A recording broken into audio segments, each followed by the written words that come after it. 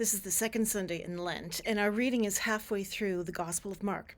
Now, the Gospel of Mark, remember, it's very fast, it's constantly moving, there's not a whole lot of detail.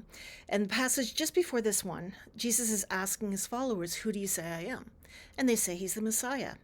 Now, remember, this is first century Palestine. It is not 21st century North America or even Europe or the Middle East for that matter. They saw the Messiah as a military leader, as a political leader, as all sorts of possibilities. Maybe two people, maybe one, maybe 10. It was all over the map. There was no solid idea of who and what the Messiah was going to be. And the followers of Jesus were really ready for that because the Messiah was promised to throw off the Roman government. All highly political, all highly motivational. They wanted this to happen. And they identified Jesus as the Messiah, which we, 2,000 years later, know that was the right call. But in the first century, what they meant by it is different than what we understand it to be. And probably by Jesus' reaction, Jesus had hoped they'd had a wider understanding of what the Messiah was like. At that point in time, they'd been traveling with him on and off for the better part of 3 years. They'd been listening to him, they'd been seeing the miracles he's done, they've been seeing the healings, listening to the teachings, seeing the absolutely unexplainable happen, seeing communities being built up where there necessarily hadn't been before, seeing social change. And yet, they did not get it. And the way we know that is leading into the passage that we're doing today. When Jesus tells his disciples, they're all together, they're Caesarea Philippi, so they're in Galilee, and he's telling them what to expect. This is the pivot time. This is when, halfway through the Gospel of Mark, they're now starting to head towards Jerusalem. They're now starting to do that journey that is going to lead, of course, to Good Friday and eventually Easter. And Jesus tells them what is going to happen to him, that he's not going to be accepted, that he's going to be harassed and hurt and judged and killed. And 3 days later, he will rise again. And he's telling his disciples this, and they are not able to put the pieces together. And then Peter pulls him aside. Now, anybody who's listened to me for any length of time knows I'm not thrilled with Peter, but he certainly has his moments and his place. And this time, he pulls Jesus aside rather than doing this in front of all the other disciples. And he says, "What are you talking about? Do not talk like this. This cannot be happening." And then we get the response, "Get thee behind me, Satan." Now, that's a problematic response for a whole host of reasons. One is our English translation misses so much. Satan, Hasatan, of course, has been just transliterated. So the word has been picked up out of the Babylonian, Mesopotamian dialect, plopped into Hebrew, plopped into Greek, plopped into Latin, plopped into English, without any kind of assessment and redoing of what it actually means. Hasatan is simply temptation. I was talking with some kids not that long ago, teenagers now, I guess, and they remember when I was talking about what Satan was and Hasatan was, and they remembered that the image we have of the guy with the pitchfork and the long tail and being nasty and maybe eating children or stealing people or taking them to hell or whatever myth and metaphor people associate with him came out of the Black Plague. It did not come out of the first century Christians. When they saw Hasatan, they were still seeing that Hebrew word, that Babylonian concept of temptation, the one who's going to challenge Jesus, the one who's going to try to put him in a place, the same tempter that we saw last week in the desert, that we don't necessarily have the dialogue that they have in Matthew and Luke, but that temptation was in the desert with Jesus where he struggled with it. And now here we have it rearing its head again, only this time in the form of one of his closest friends. And he says to him, "Get behind me." All through my childhood, I was taught that was an insult. It's not really.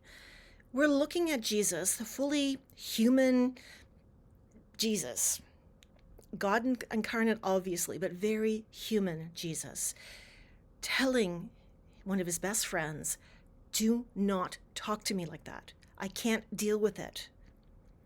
We like to think that Jesus is above all of this stuff. That's the assumption that the divine was more significant. And if we really do believe that Jesus was fully human and fully divine, then we have to acknowledge there's a kind of a 50-50 desired combination there.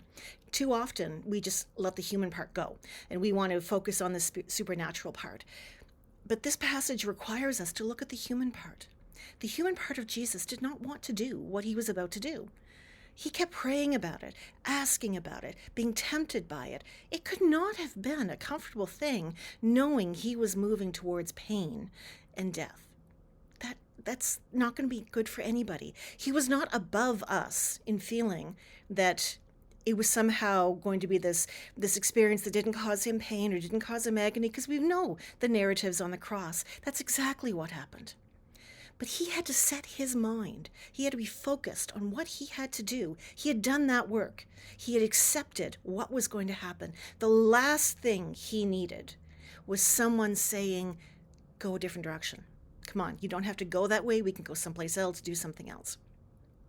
Because something big needed to happen. A change needed to happen. The understanding of the Messiah that the apostles and his followers had was not accurate. Jesus had to show them what the Messiah actually was about. It was not about political change that they were expecting. It was about social change that would benefit everybody. And then Jesus comes back after dealing with Peter off to the side. He comes back to his friends again and sits there with them and says, if you're not willing to give up your life, if you're not willing to risk, if you're not willing to put someone else ahead of you, how can you ever possibly understand what God is asking of me, what God is asking of you? Whoever puts their life before others is going to understand so much more about God's world than those who keep themselves selfish or want to put others in front of them. It's a common sense thing for any of us who have been caretakers of someone we love a whole lot. It's a harder concept to grasp when we do it for people we don't love or don't necessarily know. And that's usually where we as followers kind of trip up. I remember years, oh my heavens, decades ago now, there was a show on American television. I can't even remember what it's called now.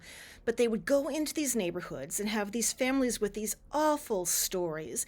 And they would tear down their house, or they'd build more onto it. And they'd build in this elaborate, huge house with all the bells and whistles and the toys of the day.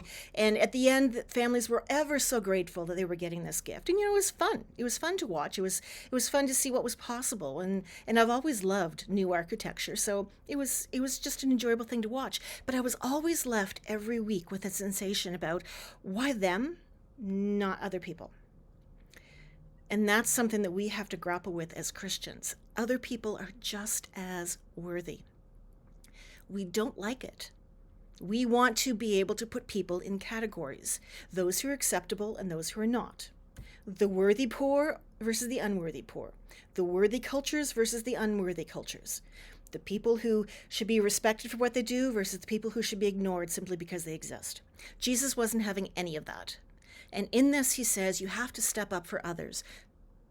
The underscore, of course, is not just the people you like. It's really easy to do things for the people you like, but you need to step up and do stuff for others.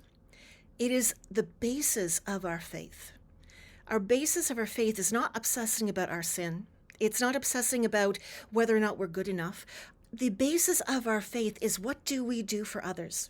The greatest commandment, do unto others.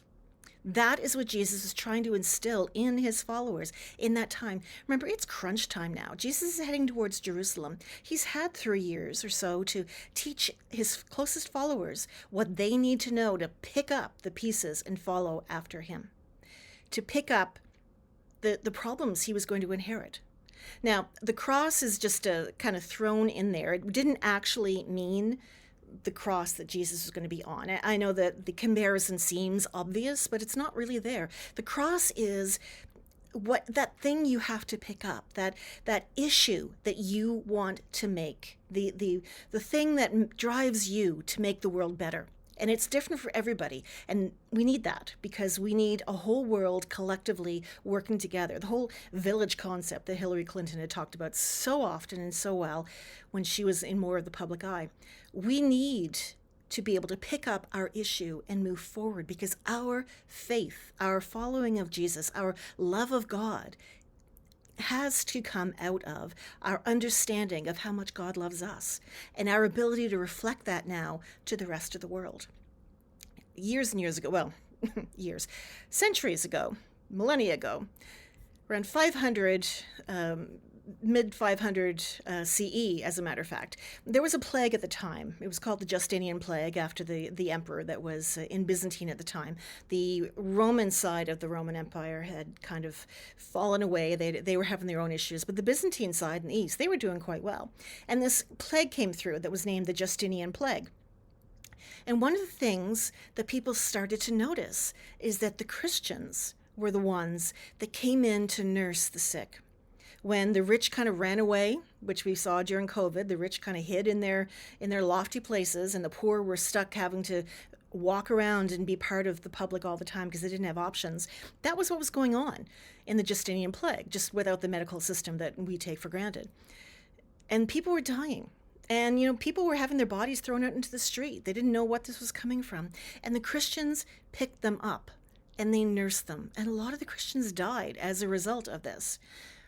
And what happened was that Christianity suddenly flourished. There were more people wanting to be part of the Christian faith than ever before in that experience. Justinian saw what was going on, didn't like it, and thought, I can counter this. I will have my own social organizations that will take care of the sick, that will do all the stuff the Christians do, and it'll be just as successful, and we'll be able to slow down the conversion of people from traditional religions into Christianity. And it failed. It failed because Justinian did not understand the basic underpinning of why Christians do what we do. It's not to feel bad about ourselves. It's to make others feel good about how God loves them, for us to do what we need to do. Jesus could not follow Peter, as tempting as I'm sure that was. Jesus could not afford to go off with Peter and do whatever Peter had asked him to do. That was just not an option. Something bigger was part of it. That was his messiahship. That was the big thing that he was there to do.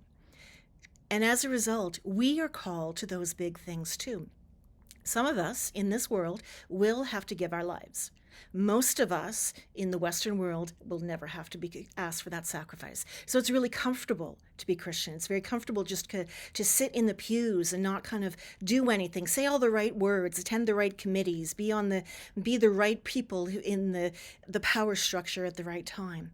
But that is not how Jesus asked us to live. And that's not how the early Christian church did their thing. They understood that we were to pick up our cross, pick up our issue, and move forward to make a difference, because the kingdom of God that is going to be realized is not just about the second coming. It's also about what we create here on earth to make a world where God is present in everything we do and everybody gets that.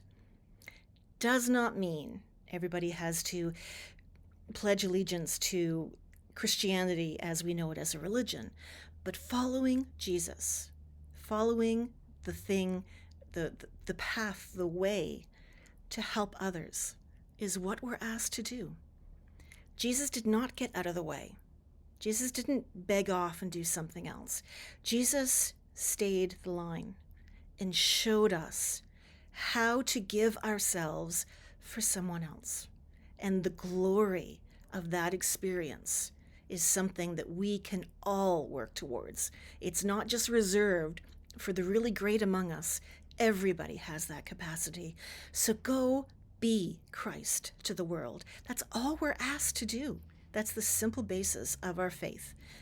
And everyone has that capacity.